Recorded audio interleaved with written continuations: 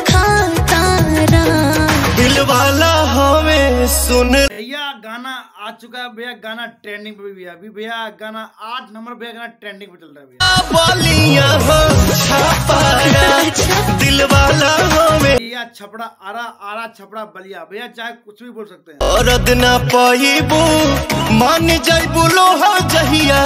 सारे गाना भोजपुरी में भैया, गाना भैया तहलका मचा रखा, तूफान उठा रखा भैया। नतानी छोड़ देबो मस्ती उठा के। पावर स्टार भैया यूं ही नहीं कहते भैया, पावर तो पावर होला, स्टारो है भैया।